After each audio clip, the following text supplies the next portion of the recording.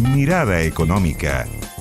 Hola, hola, ¿cómo les va? Mirada Económica en el aire, una semana con mucha información de la economía, con un invitado de lujo. Me acompaña aquí en el estudio el ex ministro de Economía, hoy consejero del Banco Central, Luis Felipe Céspedes. Luis Felipe, bienvenido a Canal 24 Horas a Mirada Económica. ¿Cómo te va? Muchísimas gracias por la invitación, Andrés. Y también cruzado corazón, debo decir. Así es. Ya, a ver, partamos por esta decisión del Consejo del Banco Central de activar este requerimiento de capital contracíclico. ¿Cómo explicarle a las personas que nos están viendo en la casa qué significa esto? ¿Por qué lo hace el Banco Central? ¿Qué es lo que se está diciendo un poco en la economía? A ver, en primer lugar creo que es muy importante el explicar lo que es un requerimiento de capital contracíclico. Lo que estamos diciendo acá es que queremos un instrumento que es una acumulación de capital que nos permita hacer frente a escenarios de estrés adversos y severos. Estamos diciendo que esos escenarios de estrés severos no son el escenario más probable. Tienen una baja probabilidad, pero en caso de que se materialice ese tipo de escenario, tiene un alto costo en materia, por ejemplo, de actividad y en materia de empleo. Es una especie de seguro. ¿Ya? Esa es la lógica de un requerimiento de capital contracíclico, esta acumulación de un colchón de capital que permite ser liberado en caso de que uno enfrente ese escenario y de esa forma reducir el efecto sobre la oferta de crédito que se producen en ese tipo de escenarios. Entonces, lo que busca hacer es una medida de resiliencia a la economía, darle más resiliencia a la economía para enfrentar escenarios adversos. La analogía, por ejemplo, es como un mayor colchón, como mejorar los amortiguadores. Correcto, es tener un colchón de capital y ese colchón de capital es liberado en caso de que se produzca ese evento adverso. Y de esa forma, ¿qué ocurre? Los bancos pueden contar con una mayor oferta de crédito y de esa forma reducir el efecto sobre la economía de un choque adverso.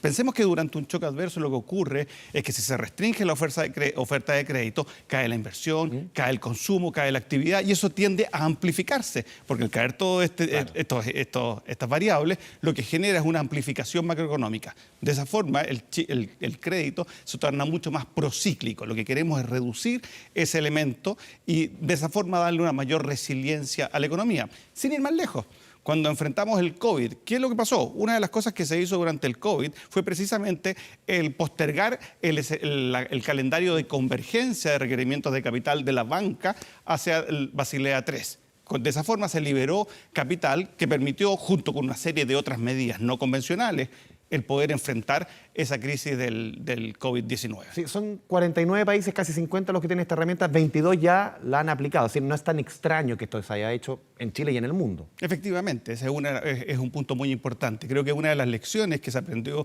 a partir de la crisis de la gran recesión del año 2008 fue la necesidad de contar con más capital y mejor capital. En este caso, la dimensión de mejor capital es el hecho de contar con estos colchones que pueden ser liberados en épocas difíciles, que de nuevo, no es el escenario central. Es muy importante clarificar que no se trata de que este sea el escenario central, sino que es un escenario que hoy día tiene una mayor probabilidad producto del escenario externo que estamos enfrentando. Un escenario externo que nosotros hemos dicho en nuestro informe es un escenario de mayor incertidumbre.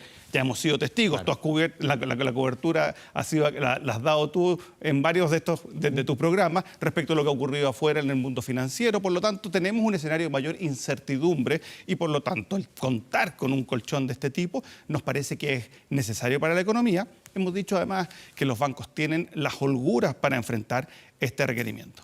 Tú lo mencionas, el foco, o si uno mira poniéndole un poco el retrovisor, uno mira lo que pasó el 2008. Entonces, esa es una enseñanza de lo que quizás hay que estar mejor preparados para escenarios como este. No estamos diciendo que vaya a ocurrir algo como eso, pero sí hay que estar mejor preparados. Correcto. Nosotros creo que una de las virtudes de nuestra economía ha sido la capacidad que hemos tenido en los últimos episodios de poder implementar políticas contracíclicas. Esa capacidad de poder implementar políticas contracíclicas, como por ejemplo bajar la tasa de interés cuando enfrentamos un escenario externo adverso, se gana sobre la base de credibilidad, sobre la base de estabilidad macroeconómica. Esa es otra de las dimensiones que nosotros hemos sido muy claros respecto de la necesidad de eliminar todos aquellos desequilibrios macroeconómicos que han sido muy significativos, que entre ellos generaron inflación. Estamos enfrentando esa dimensión a través de la política monetaria y a través de la política financiera. Lo lo que buscamos hacer ahora es aumentar la resiliencia de la economía Claro. para enfrentar potenciales escenarios adversos. Sí, Luis Felipe, inmediatamente la reacción del mercado, desde la banca, muchos decían, ay, como que el Banco Central está exagerando la nota. No estamos en un momento ni tan bueno ni tampoco tan malo para activar este tipo de herramientas. ¿Cómo lo reciben ustedes? A ver, yo creo que es muy importante acá señalar de que nosotros en nuestra dimensión de regulador, en este caso somos los que fijamos este requerimiento de capital contracíclico, que dicho sea de paso tiene que ser con un informe favorable en la Comisión para el Mercado Financiero. Así fue el caso en esta... Tiene todo un protocolo. Exacto, tiene todo un protocolo de análisis respecto de la medida, de discusión con la contraparte especializada que es la Comisión de Mercado Financiero. Entonces, nosotros lo que hemos dicho es que esta medida es una medida que se requiere implementar porque en nuestra evaluación los riesgos que enfrenta la economía hoy día son mayores que los que enfrentábamos hace un tiempo atrás. Entonces, es del todo consistente con nuestra evaluación como regulador en esta dimensión del escenario.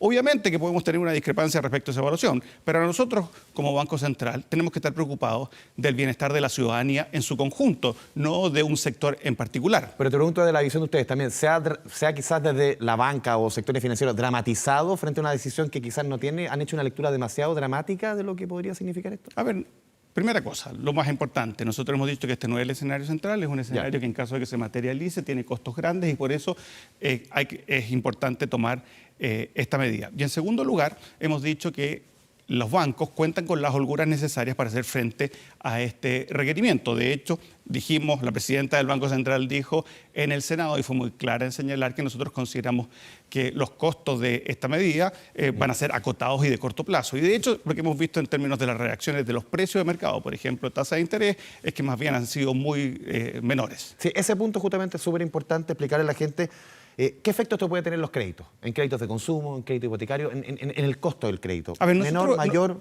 Nosotros hemos dicho de que de acuerdo a nuestro análisis, el costo de esta medida en términos de la oferta de crédito debería ser muy acotado y de corto plazo. ¿Por qué lo hemos dicho? Porque los bancos cuentan hoy día con holguras de capital que les permiten hacer frente a este requerimiento adicional, a este requerimiento contracíclico. Entonces, ese punto es, creo yo, un punto que nosotros obviamente vamos a seguir monitoreando, pero de nuevo, nuestra convicción es que los bancos cuentan hoy día con esas holguras para poder hacer no debiese frente. tener un gran efecto en crédito. Correcto, nosotros hemos dicho que debiese, si tiene un efecto va a ser muy acotado y que va a ser de corto plazo. Si hay un efecto macroeconómico adicionalmente, nosotros también hemos sido muy claros en señalar que los instrumentos para lidiar con la parte macroeconómica son otros. En este caso, la política macroeconómica se maneja a través de la tasa de interés.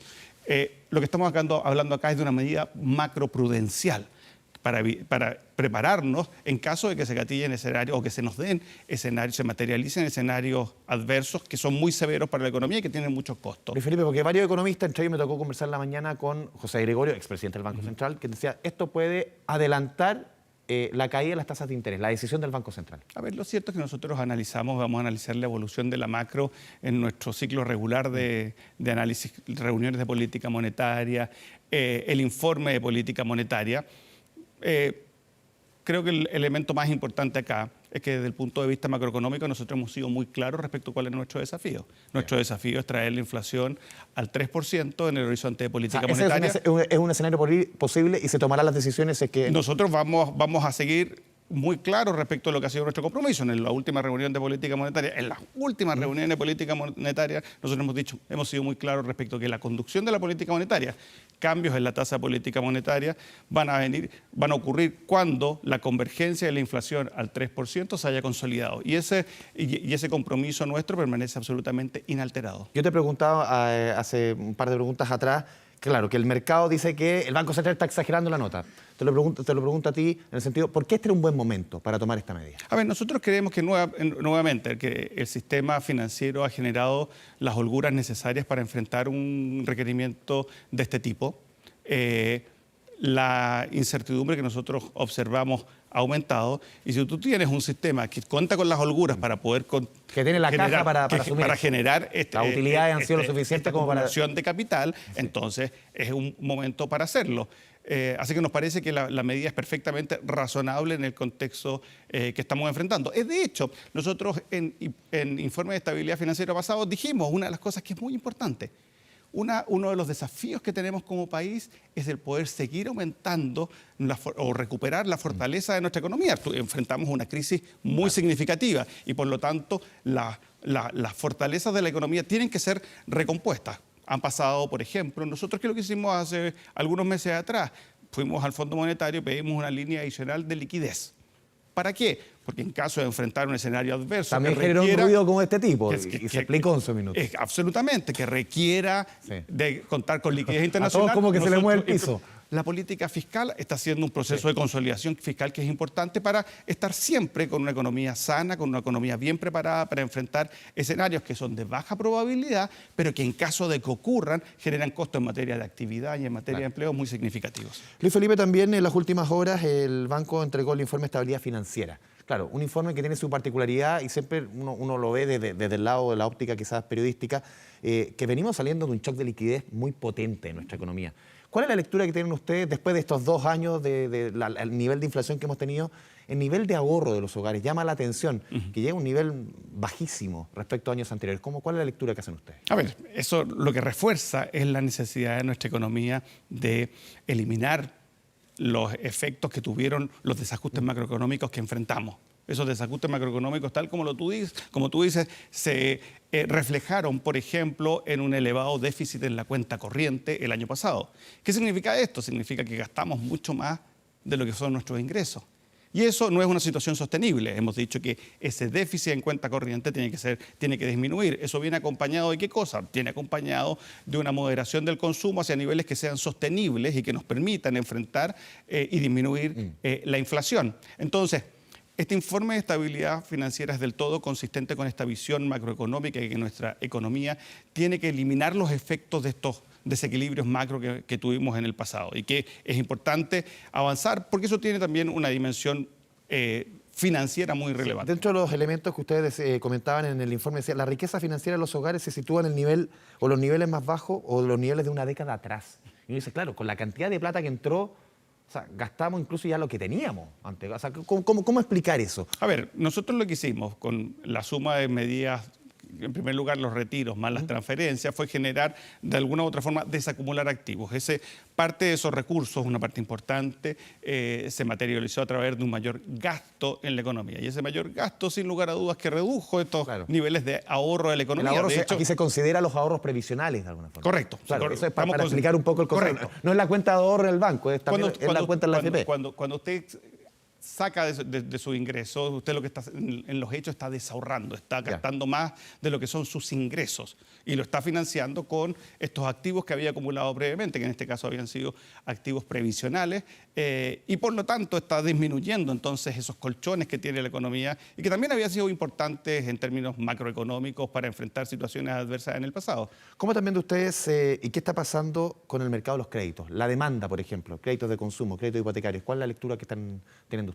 A ver, nosotros hemos dicho que estamos enfrentando una fase en la cual la economía está normalizando sus niveles de actividades y en esa fase de menor dinamismo de la economía, necesario para poder eliminar los efectos de estos desequilibrios macro y más importante aún, para poder controlar la inflación, que la inflación todavía sigue en niveles elevados, estamos hablando de inflaciones de 9,9%, claro. Necesitamos, en 12 meses. Nuestro compromiso es una inflación de 3%, necesitamos entonces transitar por una fase donde efectivamente veamos una economía que se mueve hacia niveles sostenibles y que elimina esos desequilibrios. Para eso está la tasa en 11.25 de alguna forma, para explicarlo en sencillo. La tasa de interés tiene ese objetivo, el objetivo de permitir que la economía elimine esos efectos negativos y permita que la inflación se mueva al 3%. Porque una inflación del 3% es una inflación que le permite, en primer lugar, una estabilidad macroeconómica que es clave desde el punto de vista de la inversión, de largo plazo, del crecimiento de largo plazo. Ese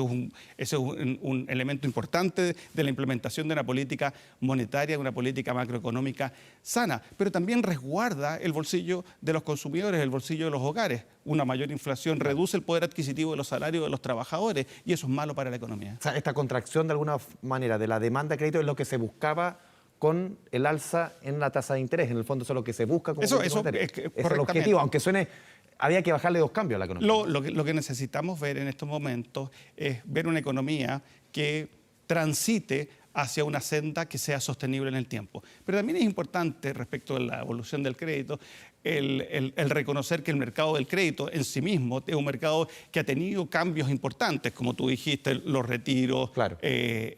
fueron un factor importante que influyó sobre la dinámica de los créditos. Entonces creo Menos que gente también pidió crédito, obviamente, al tener más disponible. entonces creo que es importante el también tomar en consideración ese tipo de efectos, porque parte está relacionado con el ciclo económico, pero parte también está relacionado con otros eventos. ¿Y los impagos? A ver, nosotros hemos dicho que hemos visto un aumento en los impagos, pero hacia ¿Preocupante? niveles prepandemia. Ya. Hemos dicho que no reflejan, y aquí esto es un punto muy importante, que está relacionado con la conversación que tuvimos previamente. Nosotros hemos dicho respecto de los colchones, y lo voy a relacionar con la pregunta que me hiciste, es que no dicen relación alguna con la solvencia de la banca. Todos los estrés test que nosotros realizamos en nuestro informe de estabilidad financiera indican que la banca es una banca solvente que cuenta con los recursos para hacer frente a situaciones de estrés. Este otro colchón de liquidez o colchón contracíclico lo que nos permite es reducir el efecto amplificador en un escenario negativo, o sea, que el crédito no se contraiga, que podamos tener una economía que se ajusta de mejor forma. Entonces, ese elemento es un elemento muy importante en nuestro diagnóstico. Luis Felipe, antes de ir al corte, a ver, hay varios elementos también que tienen que ver con el género, que son bien interesantes. Las mujeres son responsables del 45% de la deuda, por lo menos de acuerdo al informe.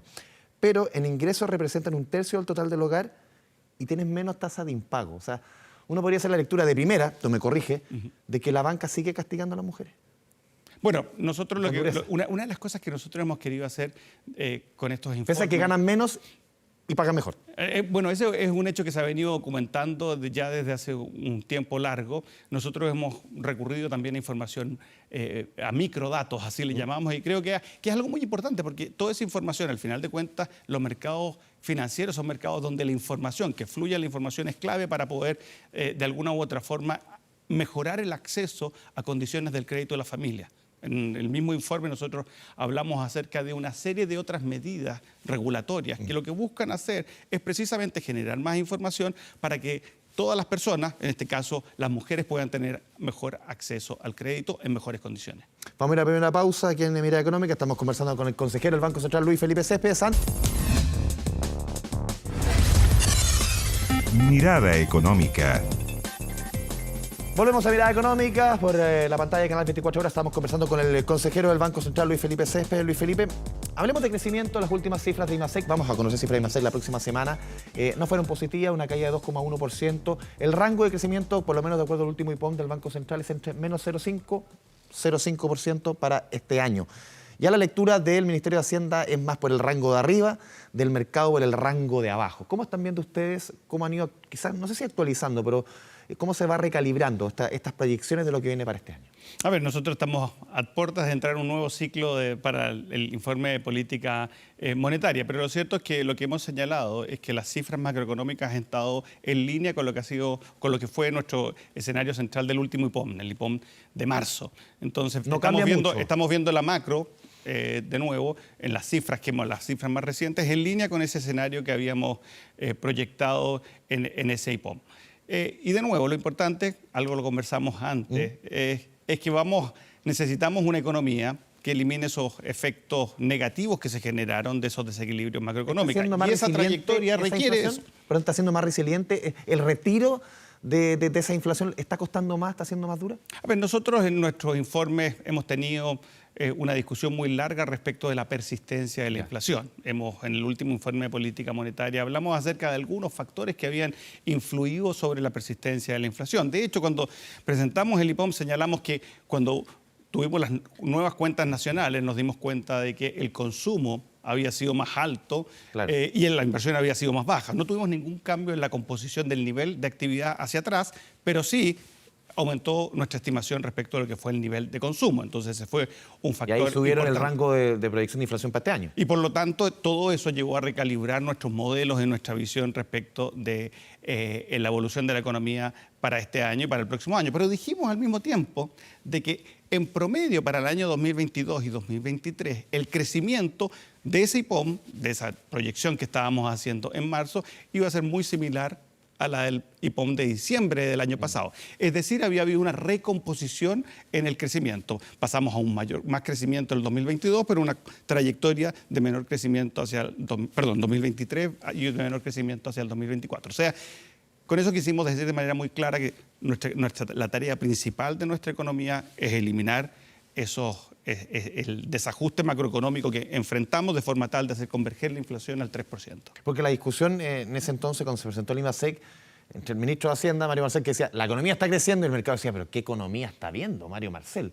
¿La economía está creciendo? A ver, nosotros, tú ya diste nuestro rango de estimación, sí. El rango de estimación es el rango de estimación oficial que tenemos para este año. En ese rango de estimación, una de las cosas que también nosotros hemos dicho, que vamos a tener un consumo, una trayectoria del consumo que va a ser negativa este año, vamos a tener un consumo un consumo privado que va a crecer en términos negativos este año, nuevamente, después de haber experimentado un crecimiento muy significativo en años anteriores, y es parte de ese ajuste macroeconómico que nuestra economía ha venido experimentando, ha venido generando. De hecho, lo que hemos dicho es que ese ajuste macroeconómico va en línea con lo que nosotros habíamos esperado previamente. En términos estacionales estamos entrando en materia de empleo en la etapa más dura, quizás del año, en términos estacionales.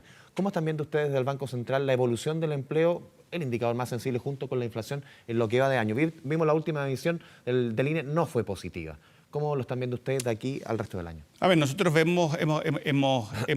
no realizamos proyecciones de tasa de desempleo en particular, pero vemos que la evolución de la tasa de desempleo ha ido en línea con el ajuste que la economía está experimentando. Nuevamente, el ajuste que nosotros creemos que es necesario para poder retomar niveles de inflación de 3% y de esa forma el poder generar las condiciones de estabilidad macroeconómica que son fundamentales precisamente para el crecimiento. Yo creo que aquí el punto que tú haces es muy importante.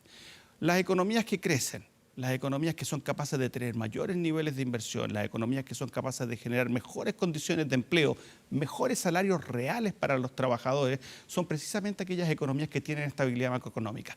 Lo que estamos haciendo ahora es una condición, es algo absolutamente necesario para generar las condiciones que nos permitan que la economía de manera sostenible cree más empleo, crezca más. En esta discusión, Luis Felipe, a ver, hemos visto los niveles de crecimiento, la inflación.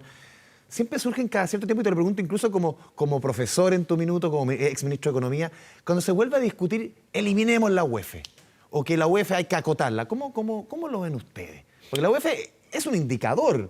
Lo decía el otro día, creo que era, Alejandro Alarcón decía, es como un enfermo con fiebre, la fiebre es la inflación, y rompemos el termómetro, como si fuera a acabar la fiebre. Mira, yo creo que es un punto el que tú haces, creo, diste absolutamente en lo esencial de la discusión. Más allá de todas las buenas intenciones que puedan existir, lo cierto es que la tarea principal es hoy día reducir la inflación. Ese es... No se elimina eliminando la UEF. La inflación es nuestro principal hoy día problema desde el punto de vista macroeconómico, y esa tarea se cumple como llevando a la economía a niveles sostenibles, haciendo que efectivamente podamos lograr que los precios, que la dinámica de precios se acerque vaya hacia el 3% en el horizonte de política monetaria. Ahí te la pega. Ese es el trabajo que tenemos que hacer. No hay atajos para poder llegar a ese objetivo. Y nosotros como Banco Central hemos sido muy claros respecto a lo que necesitamos hacer. Lo hemos transmitido de manera clara y transparente a la ciudadanía, y creo que todos comprendemos la importancia de esa estabilidad macroeconómica, la importancia de la estabilidad de precios. Yo creo que eso es un activo de nuestro país, es un activo que tenemos que mantener. Sin UEF para la banca puede ser, incluso tienen que tomar otra herramienta para calcular ese riesgo. De nuevo, yo creo que la UEF ha jugado roles en la profundidad de determinados segmentos de mercado, por ejemplo, en las deudas de largo plazo. Claro. Pero más allá, yo entiendo absolutamente muchas veces el problema que enfrenta la gente respecto de su poder adquisitivo. También muchos economistas dicen que se ha sobre-UEFizado la economía, que está demasiado indexado en UEF. Contratos que quizás no deben estar indexados en UEF. Los datos lo que nos muestran, nosotros implementamos el sistema actual de metas de inflación, así se le llama al esquema que se utiliza en el Banco Central para controlar la inflación, del año 2001. Y una de las cosas que hemos visto desde el año 2001 es que en realidad la economía se ha ido nominalizando. O sea, ahora, la nominalización o el hecho de que tengamos menos predominancia de esa indexación automática pasa por lograr controlar la inflación. Claro. Esa es precisamente Mayor tranquilidad, más certidumbre. Absolutamente. Por último, Luis Felipe, se nos va el tiempo. ¿Cómo están viendo ustedes en el Consejo la discusión constitucional? Uno lo ve por lo menos en el papel con un tono distinto a la del año pasado, que al mercado le da, uno podría decir, más certidumbre respecto a lo que fue el texto anterior. ¿Cómo leen ustedes? Porque aquí economía y política conviven. ¿Cómo lo ven ustedes? A ver, nosotros como Banco Más que el proyecto, más que la fineza. Nosotros como Consejo del Banco Central en su momento fuimos muy respetuosos de todo y cada uno de los procedimientos que se dieron. Cada vez que se nos invitó a dar nuestra opinión, lo hicimos. De hecho, al Banco Central se le pidió dar su opinión ahora respecto del tema de la autonomía del Banco Central, de fueron parte de la discusión. los objetivos del Banco Central. La presidenta del Banco Central hizo una presentación y nos parece muy importante. Yo creo que, y acá te doy mi opinión personal, me parece muy importante el avanzar como país en una institucionalidad que nos representa a todos. Yo creo que es muy importante el poder despejar de alguna u otra forma esta discusión de buena manera, en una discusión que nos representa a todos, que logre amplios acuerdos. Creo que los países que avanzan son aquellos países que tienen reglas claras, que tienen reglas estables, y yo creo que tenemos la posibilidad como país de avanzar en esa dirección. Luis Felipe Céspedes, consejero del Banco Central, te agradecemos este espacio aquí en Mirada Económica. Muchísimas gracias a ustedes por la invitación. Y a todos ustedes, muchas gracias por la sintonía. Nos vemos en una próxima oportunidad aquí en Canal 24 Horas. Que les vaya bien.